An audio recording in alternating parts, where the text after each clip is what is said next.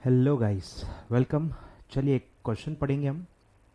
ये same question है जो आपको काफ़ी बार नहीं जमता या आपको जिसमें थोड़ी सी कठिनाइयाँ जाती हैं, थोड़ी सी परेशानियाँ जाती हैं। ठीक है, तो टाइप है फॉरफिशर एंड रीइशू।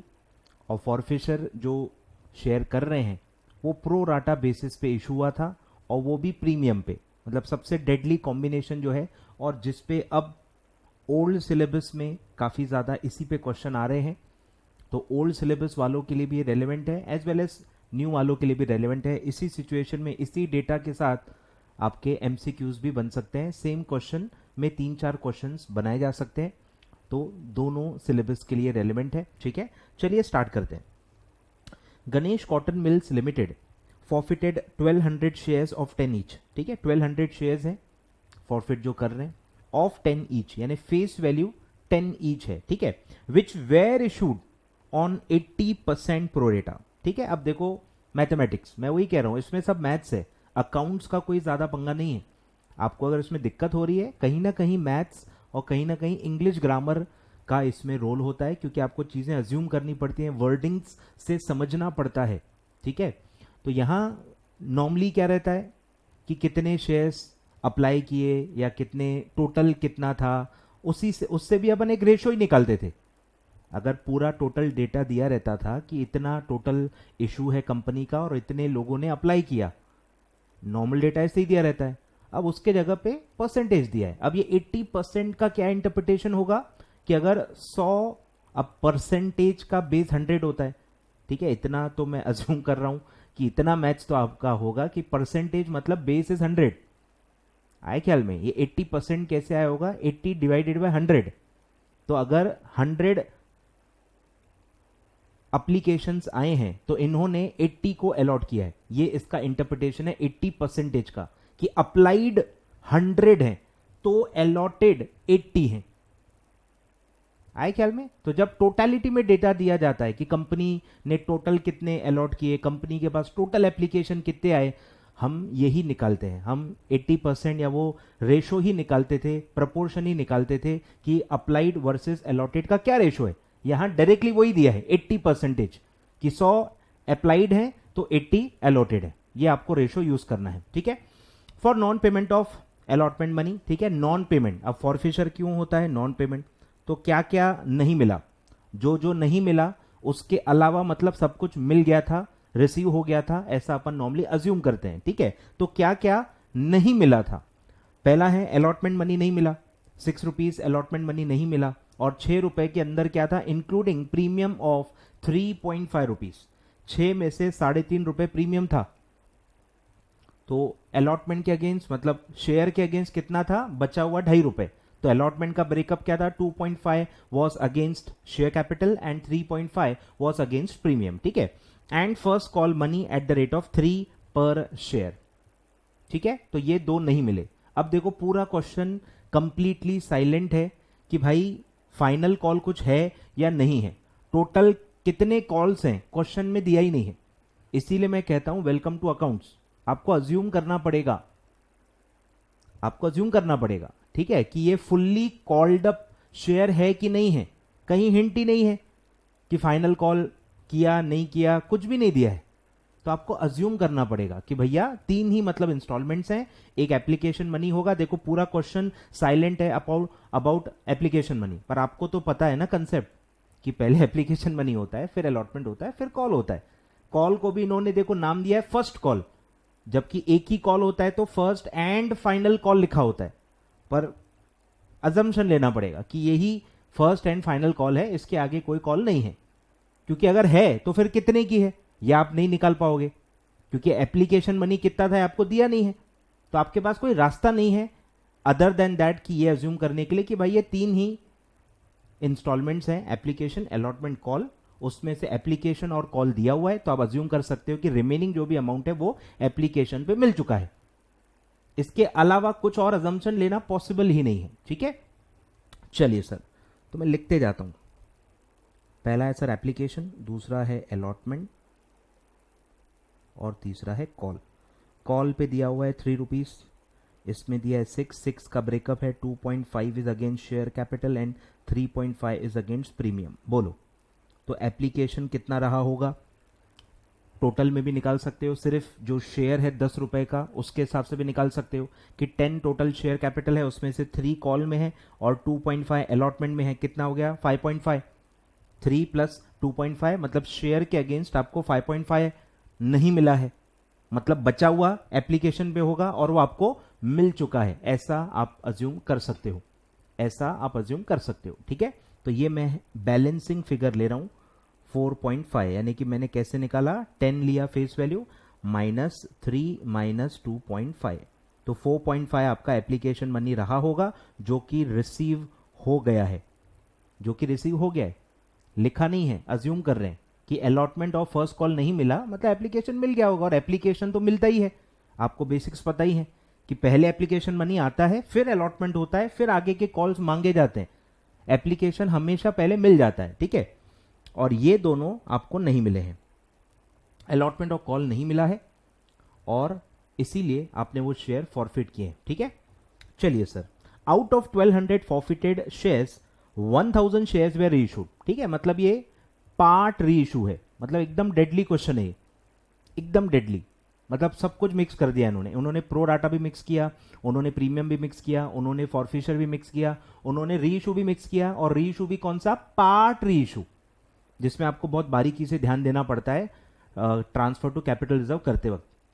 तो बहुत ही मस्त क्वेश्चन है, पूरा ध्यान देना, सारे कंसेप्ट आपके यहाँ इसमें क्लियर हो जाएंगे अगर नहीं भी हुए होंगे तो। ठीक है, चलिए, तो ये भी ध्यान रखना है कि जब हम री इशू करेंगे, जब हम ट्रांसफर करेंगे कैपिटल रिजर्व में, तब ये ध्यान रखना है, जब तक फॉरफिचर का आप सोच रहे हो तब तक 1000 का यहाँ कोई काम नहीं है, वो डायरेक्ट री इशू और री इशू के बाद जो हम कैपिटल रिजर्व में ट्रांसफर करते हैं तब ये डेटा काम में आएगा कि सिर्फ 1000 शेयर ही री इशू है, अभी भी 200 शेयर ऐसे बाकी हैं जो फॉरफिटेड हैं और हमारे पास पड़े हैं और हमने अभी तक री इशू नहीं किए। ठीक है, चलिए सर, तो 1000 री इशूड एट 8, यानी लॉस कितना हुआ, 2 रुपीज, 10 रुपए का शेयर है, 8 में दे रहे हो तो 2 रुपए लॉस होगा, लिखा ही है, deeming them as fully paid, fully paid up 10 rupees का आप दे रहे हो, 10 का 8 में दे रहे हो तो 2 रुपए का लॉस है जो आप फॉरफिशर अकाउंट से सेट ऑफ करोगे। ठीक है, चलिए, 5 जर्नल एंट्रीज। ठीक है, question is about journal entries, forfeiture, reissue and transfer to capital reserve. ठीक है, तीनों स्टेज के एंट्रीज आपको पास करने हैं। ठीक है, चलिए सर, स्टार्ट करते हैं, हेडिंग आप दे दो, journal entries in the books of, क्या नाम है भाई, Ganesh cotton, Ganesh cotton mills limited. ठीक है, फॉर्मेट बना लेना, अब इसमें डेट तो दी नहीं है तो नंबरिंग चलेगी 1 2 3 4। ठीक है, फॉर्मेट में लेकिन आप डेट का कॉलम बनाना। ठीक है, चलो सर, तो 1, तो सबसे पहला एंट्री काय का होगा सर, सबसे पहला एंट्री होगा फॉरफिशर का। ठीक है, उसके लिए आपको पहले अमाउंट्स कैलकुलेट करने हैं क्योंकि ये प्रो राटा का क्वेश्चन है, प्रो राटा का क्वेश्चन है, डायरेक्टली सॉल्व नहीं हो सकता, पहले आपको पता होना चाहिए कि कितने पैसे मिले थे, क्योंकि यहां एप्लीकेशन का जो बेस है और जो अलॉटेड का बेस है वो अलग अलग है, तो अप्लाई ज्यादा के लिए किए था तो पैसे भी तो ज्यादा मिले होंगे ना एप्लीकेशन में, और फिर वो कुछ अपन ने कैरी फॉरवर्ड किए होंगे अलॉटमेंट में, फिर अलॉटमेंट में प्रीमियम भी इंक्लूडेड है, बहुत ही टिपिकल सिचुएशन है कि ये जो एक्सेस आपको थोड़ा बहुत जो मिला होगा ऑन एप्लीकेशन वो आप अलॉटमेंट में किसके अगेंस्ट एडजस्ट करोगे, शेयर कैपिटल के अगेंस्ट एडजस्ट करोगे या प्रीमियम के अगेंस्ट। तो इंस्टीट्यूट ने जो सजेस्टेड आंसर में दिया है मैं वही पढ़ा रहा हूं ताकि कॉन्फ्लिक्ट ना हो और कंफ्यूजन बिल्कुल भी ना हो, तो इंस्टीट्यूट ने उसको शेयर कैपिटल के अगेंस्ट एडजस्ट किया है, प्रीमियम के अगेंस्ट एडजस्ट नहीं किया है, सब कुछ वर्किंग के साथ में बताऊंगा। चलिए स्टार्ट करते हैं, तो एक काम करते हैं सर, पहले मैं वर्किंग्स बता देता हूं, मतलब अमाउंट्स कैलकुलेट कर लेते हैं, एंट्रीज नीचे स्टार्ट करते हैं। ठीक है, चलो पहले हर स्टेज के अमाउंट्स निकाल लेते हैं। ठीक है, बोलो 1200 शेयर्स हैं। ठीक है, 1200 शेयर्स हैं, तो सबसे पहले आपको ये निकालना है कि ये क्या है, ये फॉरफिट हो चुके हैं, फॉरफिट हो चुके हैं मतलब ये कौन से होंगे, जो आपको अलॉट हुए थे, मतलब इसका बेस क्या है वो मैं समझा रहा हूं कि जो अप्लाई किए थे आपने वो थोड़ी फॉरफिट हो सकते हैं, आपको जितने अलॉट हुए थे एक्चुअली उतने ही फॉरफिट होंगे ना, तो 1200 का बेस क्या है, अलॉट, अब हमको निकालना है कि उसने अप्लाई कितना किया था, और अब आपको यूज करना है 80% प्रोरेटा। तो मैंने आपको बताया था कि सिंपल फॉर्मूला है कन्वर्जन का, अलॉटेड जो है उससे आपको अप्लाइड में जाना है, अलॉटेड से अप्लाइड में जाना है। तो कैसे जाएंगे, पहले आप लिख लो कि अगर 100 किसी ने अप्लाई किए तो उसको आपने 80 अलॉट किए होंगे। ठीक है, ये आपको समझ में आया। यही इंटरप्रिटेशन है 80% का, यही इंटरप्रिटेशन है 80% का, कि अगर किसी ने 100 के लिए अप्लाई किया होगा तो उसको 80 ही अलॉट हुआ होगा। ठीक है, अब मुझे बताओ, तो मैंने कन्वर्जन का एक फॉर्मूला पढ़ाया हुआ है आपको कि अगर किसी ने 1200, किसी को 1200 अलॉट हुए हैं तो उसने कितने अप्लाई किए होंगे, मतलब अलॉटमेंट के बेस से अप्लाइड के बेस पे जाना है। तो क्या मैंने लॉजिक बताया था कि अलॉटेड को अलॉटेड से डिवाइड करो, 100 और 80 में से अलॉटेड का बेस क्या है 80, तो डिवाइडेड बाय 80, सेम बेस से डिवाइड करो और जो निकालना है उससे मल्टीप्लाई करो। क्या निकालना है कि कितना अप्लाई किया, अप्लाई का बेस क्या है यहां पे 100, तो इनटू 100। तो ये रेशो प्रोपोर्शन का फॉर्मूला है कि जो डेटा दिया है उसको उसी के बेस से डिवाइड करो और फिर जो निकालना है उससे मल्टीप्लाई करो। तो 1200, इसीलिए पहले मैंने क्या देखा कि ये अलॉटेड है कि अप्लाइड है, ये देखा, तो मैंने लैंग्वेज से क्या समझा कि ये फॉरफिटेड है, मतलब ये अलॉटेड वाले होंगे, इतने उनको अलॉट हुए होंगे और उसके बाद उतने फॉरफिट हुए होंगे। तो 1200 ये अलॉटेड है, तो उसको मैंने अलॉटेड से बेस से डिवाइड किया 80 से, और मुझे निकालना क्या है कि उसने कितने अप्लाई किए होंगे, तो मल्टीप्लाई किससे किया, अप्लाइड के बेस से। ठीक है, तो ये कितना आएगा, निकालो कैलकुलेटर पे, 1200 डिवाइडेड बाई 80 इंटू 100, तो ये आया 1500। ठीक है, अगर आप उल्टा करोगे तो आंसर आपका कम आएगा, तो आपको समझ में आ जाएगा कि ये गलत है, क्योंकि अलॉटेड से हमेशा ज्यादा ही अप्लाइड होंगे ना, वही तो प्रो राटा होता है। ठीक है, तो अगर गलती से आप मैथमेटिक्स में कुछ गड़बड़ कर लो तो लॉजिक से आप ढूंढ सकते हो कि भाई क्या सही है। ठीक है, तो 1500 शेयर्स उसने अप्लाई किए होंगे और ₹4.5 जो एप्लीकेशन मनी है वो उसने 1500 शेयर्स पे दिए होंगे, और हमने उसको कितने अलॉट किए, सिर्फ 1200, मतलब 300 शेयर पे 4.5 रुपीज एक्सेस मनी हमको मिला था।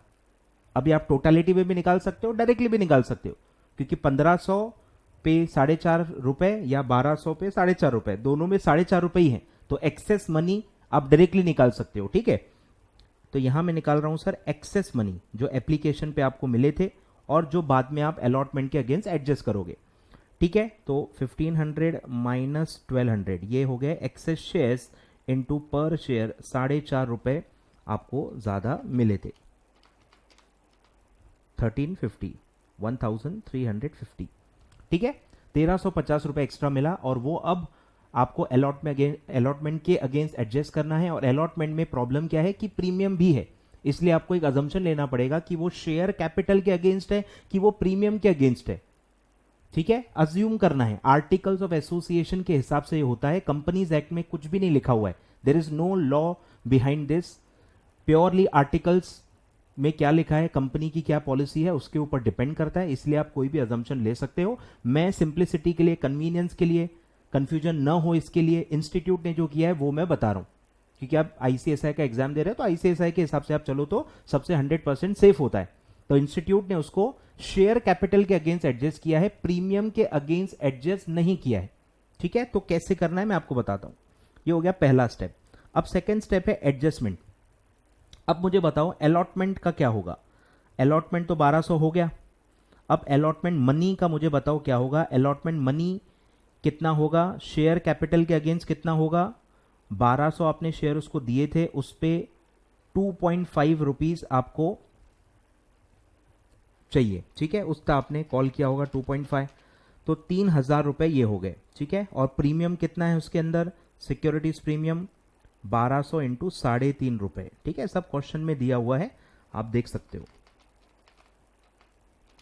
तो ये है 4200। ठीक है, ऐसे दोनों मिला के 7200 रुपए अलॉटमेंट पे अपन को चाहिए थे, जो कि नहीं मिले, और हमारे पास पिछली स्टेज यानी कि एप्लीकेशन मनी का एक्सेस पड़ा है और वो कैरी फॉरवर्ड होगा, वो अपन एडजस्ट करेंगे। तो इंस्टीट्यूट ने उसको यहां पे एडजस्ट किया है, कहां एडजस्ट किया है, यहां पे 1350।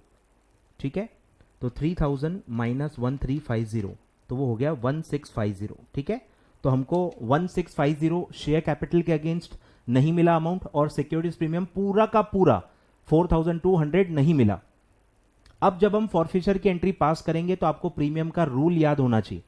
बोलो, प्रीमियम का रूल क्या है? प्रीमियम अगर आपको रिसीव हो गया है तो आप कैंसिल नहीं कर सकते, और अगर प्रीमियम रिसीव नहीं हुआ है तो फिर आपको कैंसिल करना है। तो इस केस में मुझे बताओ क्या हुआ है कि जो एक्सेस था वो हमने तो शेयर कैपिटल के अगेंस्ट एडजस्ट किया, मतलब प्रीमियम के अगेंस्ट तो कुछ मिला ही नहीं है, प्रीमियम हमको मिला ही नहीं है। तो प्रीमियम मिला ही नहीं है तो क्या होगा? कैंसिल करेंगे। तो यहां मैं लिख रहा हूं नॉट रिसीव्ड, नॉट रिसीव्ड, और हेंस इसलिए क्या होगा? हम इसको कैंसिल करेंगे। आई होप आपको समझ में आ रहा है, ध्यान में आ रहा है। ये रूल मैं ऑलरेडी काफी बार पढ़ा चुका हूं, ठीक है। तो जर्नल एंट्री के लिए देखो इतना जरूरी था। ये कैलकुलेशन, ये अमाउंट जब तक आप नहीं निकालते हो आप जर्नल एंट्री स्टार्ट नहीं कर सकते। पूरा ये होमवर्क पहले करना है, उसके बाद जर्नल एंट्री स्टार्ट करना है, ठीक है। तो अब थोड़ी सी स्पेस में और छोड़ देता हूं और यहां से अपन स्टार्ट करते हैं, ठीक है। आप पूरा लिख लेना, journal entries in the books of this. तो मैं पहली एंट्री बता रहा हूं। बोलो, पहली एंट्री क्या होती है? हम कैंसिल कर रहे हैं, शेयर कैपिटल कैंसिल कर रहे हैं, और प्रीमियम क्योंकि नहीं मिला है इसीलिए प्रीमियम भी कैंसिल कर रहे हैं। आए ख्याल में? और मैंने आपको बताया भी है कि फॉरफिचर क्या है? रिवर्सल है। तो क्या एंट्री पास हुई होगी ये पहले आप सोच के रिवर्स एंट्री भी पास कर सकते हो। मेरे हिसाब से हमेशा वो बहुत सिंपल होता है, क्योंकि कुछ भी नहीं सोचना है, बस जो एंट्री हुई होगी वो तो आप बेसिक से निकाल सकते हो और उसको सिर्फ उल्टा करना है। तो मैं वही यूज करता हूं, ठीक है। बोलो, टोटलिटी में ये 1200 शेयर पे क्या हुआ है ये आप मुझे बताओ कि 1200 शेयर्स जो हैं उस पे आपको कितना अमाउंट मिला है? बताओ, अमाउंट रिसीव्ड कितना है? बोलो, अमाउंट रिसीव्ड कहां डेबिट होता है? बैंक में। अब प्रो राटा का क्वेश्चन है, ठीक है, तो आपको ध्यान देना है कि यहां अमाउंट रिसीव 1500 पे हुआ था, 1200 पे नहीं। अप्लाइड का बेस ज्यादा है, उस पे 4.5 आपको टोटलिटी में मिल गए थे। तो 1500 इंटू 4.5, तो आपको 6750 अमाउंट मिल गया था, ठीक है। फिर जो नहीं मिला वो अलॉटमेंट में ही पड़ा होगा, ठीक है। तो अलॉटमेंट डेबिट, ठीक है। अलॉटमेंट में कितना पड़ा होगा? बोलो, इसलिए मैंने यहां पे माइनस किया, देखो ये माइनस किया ताकि अलॉटमेंट में कितना पड़ा है वो आपको पता होना चाहिए। टोटल अलॉटमेंट कितना है वो भी आप निकाल सकते हो कि भाई 1200 शेयर्स हैं। जैसे ही आप एप्लीकेशन मनी के आगे जाते हो आपको बेस बदलना है। प्रो राटा का सबसे बेसिक पॉइंट आपको ध्यान देना है कि प्रो राटा का जो भी इफेक्ट है वो सिर्फ एप्लीकेशन के वक्त होता है। अलॉटमेंट के बाद फिर बेस नॉर्मल हो जाता है। अब अलॉटमेंट और आगे जितने भी स्टेजेस होंगे उसमें आपको अलॉटेड का ही बेस लेना है। सिर्फ एप्लीकेशन के वक्त बेस ज्यादा लेना है, क्योंकि सिर्फ एप्लीकेशन के वक्त ज्यादा शेयर्स के लिए अप्लाई किया गया था। उसके बाद अलॉटमेंट हो चुका था और जितने अलॉट होते हैं उतने ही पैसे फिर आप आगे चल के देते हो। ये आपको बेसिक्स पता होना चाहिए, ठीक है। चलिए, तो अलॉटमेंट में दो तरीके हैं। ब्रेकअप तो मैंने दे ही दिया है, यहां पे आप यहां से भी ले सकते हो कि 1650 यहां नहीं मिला था और 4200 पूरा नहीं मिला था। इतना अलॉटमेंट पे आपको नहीं मिला है, वो अलॉटमेंट अकाउंट में पड़ा होगा। या दूसरा तरीका है कि टोटल कितना मांगा था, अलॉटमेंट में टोटल कितना मांगा था माइनस एक्सेस जो है 1350, आप एडजस्ट कर लो। तो वैसे भी आप निकाल सकते हो, दोनों से आंसर सेम ही आता है, ठीक है। चलिए, पहले मैं ये निकाल लेता हूं, 4200 प्लस 1650, 5850 आना चाहिए। अब टोटलिटी में भी निकाल के देखो कि भाई टोटलिटी में क्या होगा कि 1200 शेयर्स थे, उस पे टोटल अलॉटमेंट मनी कितना है? 6 रुपए, टोटल 6 रुपए दिया हुआ है, ठीक है। तो आता है 7200। अब इस 7200 में आपने एक्सेस जो एप्लीकेशन का था वो एडजस्ट किया होगा, तो 7200 माइनस 1350, तो वो भी 5850 ही आएगा, ठीक है। तो 5850 ये होगा, अलॉटमेंट में पड़ा होगा। तो मैं यहां अपना जो वर्किंग है ऊपर उसी का डेटा लेता हूं, 4200 प्लस 1650, ठीक है। और फिर है कॉल मनी। कॉल में तो पूरा मांगा, पूरा का पूरा नहीं मिला। कितना होगा कॉल का? 1200 इंटू 3 रुपए, ठीक है। 1200 इंटू 3 3600। तो ये पूरा आपका डेबिट इफेक्ट हो गया। और आपने 2 क्या किया होगा?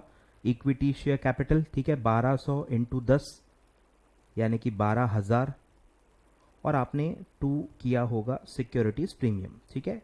1200 इंटू 3.5 रुपए प्रीमियम है, क्वेश्चन में दिया हुआ है, जो कि बनता है 4200।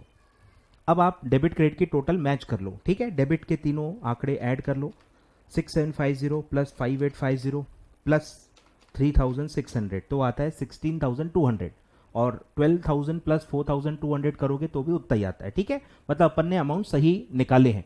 अगर कहीं हमने गड़बड़ की होती तो डेबिट और क्रेडिट की टोटल मैच नहीं होती, ठीक है। वो एक इंडिकेशन होता कि हमने कुछ कैलकुलेशन एरर किया है, ठीक है। अब बस इसी को एग्जैक्टली उल्टा करो, ठीक है। प्रीमियम को भी कैंसिल करेंगे, क्यों? क्योंकि मिला नहीं है, ठीक है। कैंसिल करेंगे क्योंकि रिसीव नहीं हुआ है। बोलो, अब एंट्री आसान हो जाएगी आपके लिए, ठीक है। सिर्फ जो बैंक अकाउंट है, मैंने आपको बताया था कि जो मिला है अब वो कहां ट्रांसफर होता है? ऑन फॉरफिशर, शेयर फॉरफिशर अकाउंट या फॉरफिटेड शेयर अकाउंट, जो भी नाम दो एक ही बात है अकाउंट्स में, ठीक है।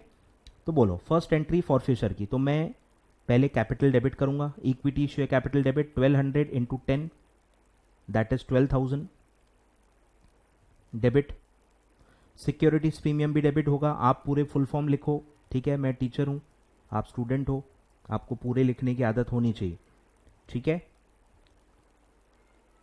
मैं पूरा पूरा लिखूंगा तो आपको थोड़ा टाइम वेस्ट होगा और कुछ नहीं, ठीक है। सिक्योरिटीज प्रीमियम तो ये डेबिट होगा पूरा 4200, और 2 अब मैं कैंसिल कर रहा हूं, अलॉटमेंट क्रेडिट कर रहा हूं, मतलब अकाउंट क्लोज कर रहा हूं, क्योंकि अब ये पैसा मिलने वाला नहीं है, हम फॉरफिट कर रहे हैं।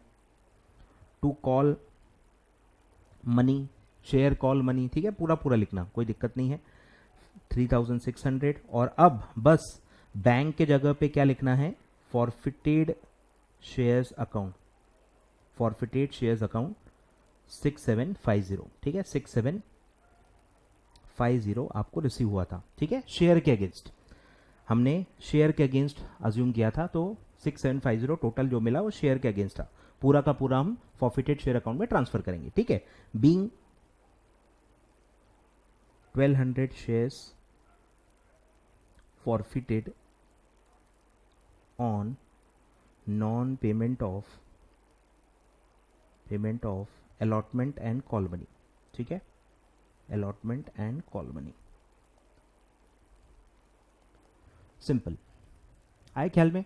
फर्स्ट एंट्री राइट होना जरूरी है। यहां पे आपने एक भी अमाउंट गड़बड़ किया, आगे का सब कुछ जीरो, सब रॉन्ग आएगा।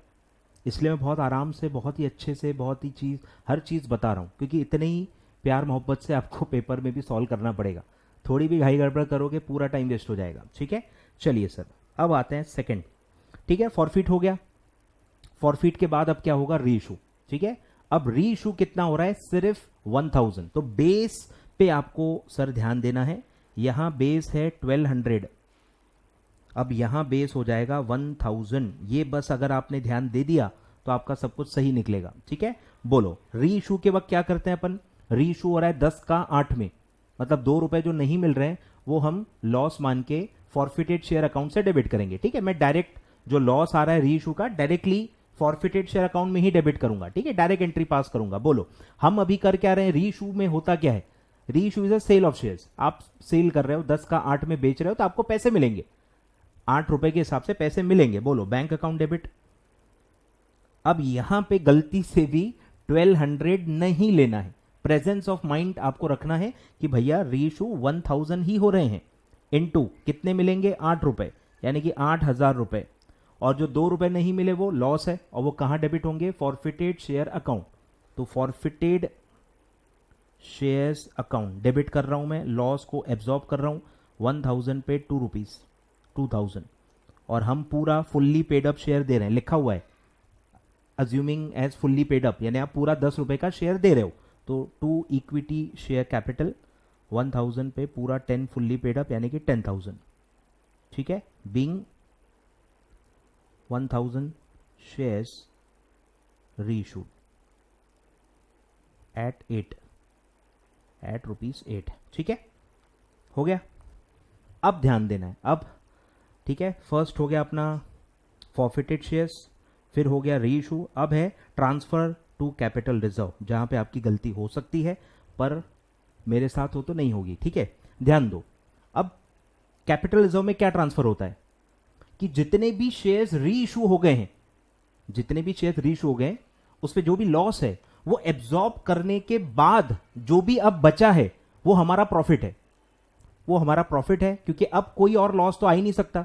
फॉर 1000 शेयर्स जो कि री इशू हो गए हैं। अब इस पे कोई फ्यूचर में लॉस नहीं हो सकता। जो भी अमाउंट उस पे हमको मिल चुका था, अब वो हमारा रियलाइज प्रॉफिट है। अब हम उसको कैपिटल रिजर्व में ट्रांसफर कर सकते हैं। It is a capital profit. ये हमारा रोज का काम नहीं है। It's not a revenue profit. काफी बच्चे पूछते हैं कि सर पीएनएल में क्यों नहीं डालते। अरे ये रेवेन्यू प्रॉफिट नहीं है, इससे डिविडेंड नहीं बांट सकते। ये कैपिटल नेचर का है, इक्विटी है, कैपिटल फॉरफिट करके आपको मिला है। क्या फॉरफिट करना आपका रोज का काम है? Is it your ordinary activity? नहीं, ऑर्डिनरी एक्टिविटी है ही नहीं। It can not be transfer to PNL. नहीं तो आप इससे डिविडेंड बांट के मस्त ऐश करोगे, तो ये अलाउड नहीं है। इट्स अ कैपिटल प्रॉफिट, इसीलिए इसको कैपिटल रिजर्व में ही ट्रांसफर किया जाता है। ठीक है, अब हमको करना क्या है? फॉरफिटेड शेयर को ट्रांसफर करना है कैपिटल रिजर्व में। फॉरफिटेड शेयर्स क्या था? प्रॉफिट था, वो भी एक प्रॉफिट ही था, टेम्पररी अकाउंट में रखा गया था। उसमें क्रेडिट बैलेंस है, अगर आप देखोगे उसको क्रेडिट किया गया था। तो क्रेडिट वाले को घटा के ट्रांसफर करना है। क्रेडिट वाले को कैसे घटाएंगे? सबसे पहले मैं आपको बता दूं, ये जो एंट्री हम पास कर रहे हैं ये कोई ट्रांजैक्शन नहीं है, ये एक इवेंट है, ये एक एडजस्टमेंट एंट्री है। एक अकाउंट से दूसरे अकाउंट में ट्रांसफर करना है amount.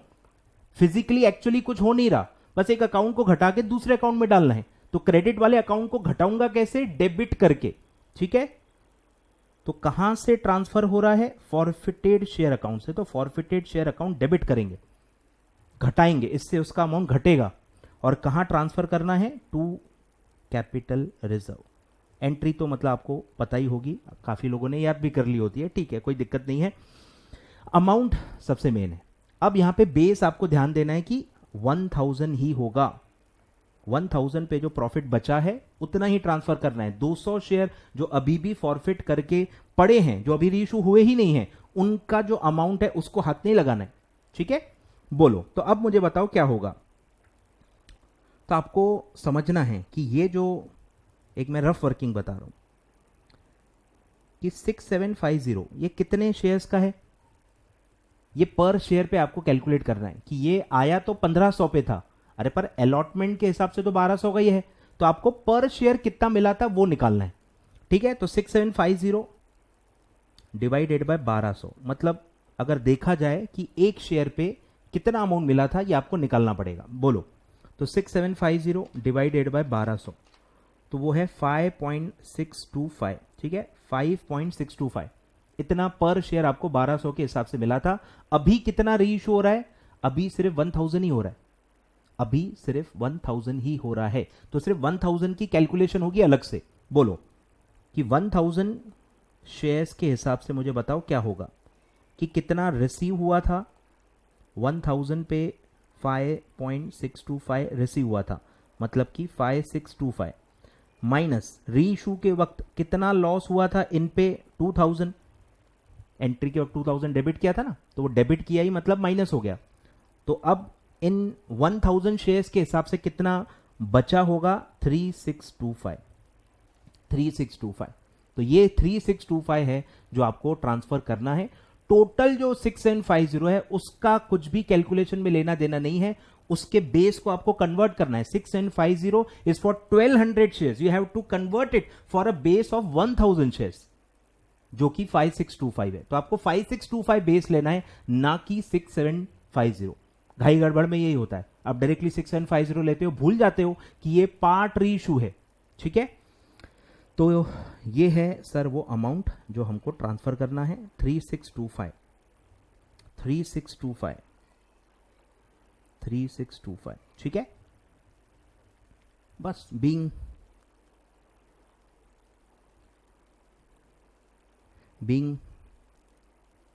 excess amount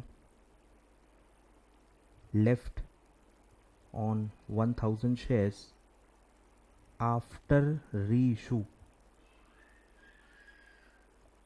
transferred to capital reserve। ठीक है, तो ऐसा आपको लिखना है। तो ये था आपका पूरा। अब इसमें आप दिमाग लगा के और आगे का भी सोच सकते हो कि क्या हुआ होगा। देखो मैं अकाउंट बना के बताता हूं फुल।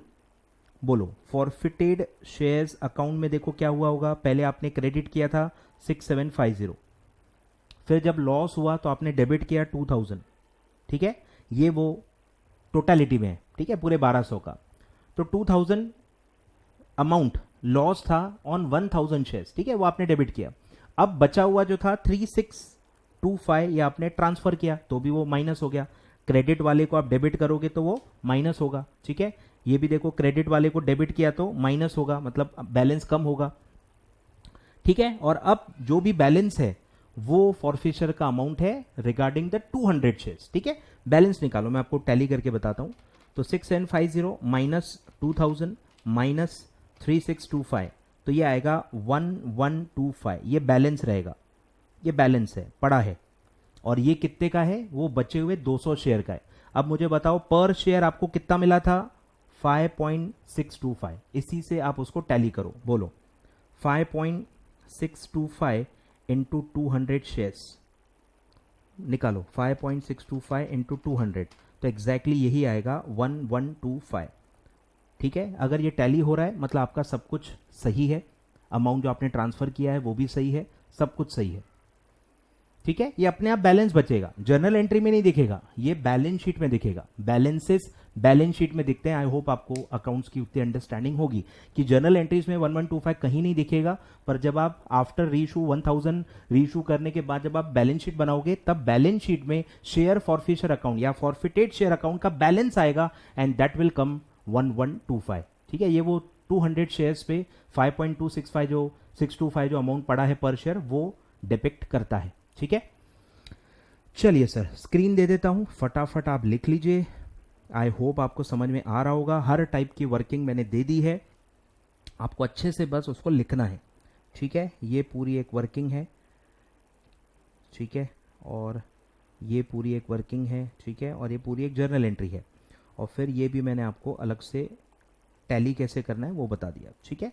चलिए सर लिखिए, मैं स्क्रीन दे देता हूं आपको, फुल स्क्रीन पॉज करके आप लिखते जाइए।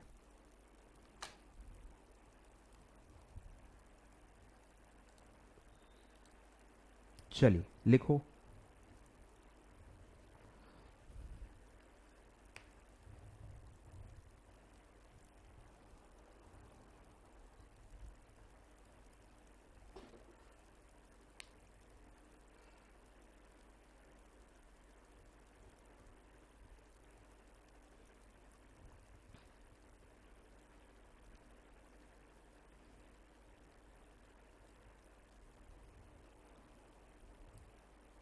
चलो दिख रहा है,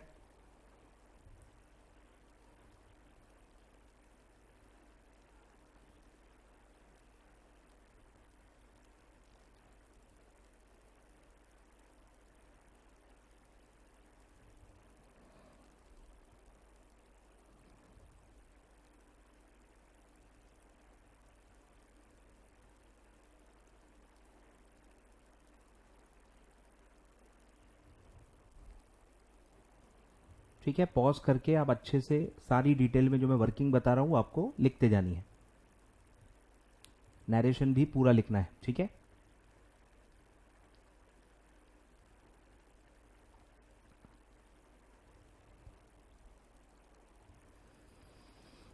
ठीक है, आई होप आपको समझ में आया होगा, हर टाइप की वर्किंग, सबका बैकग्राउंड, सबके अजम्पशन सब मैंने अच्छे से बता दिया है, ठीक है।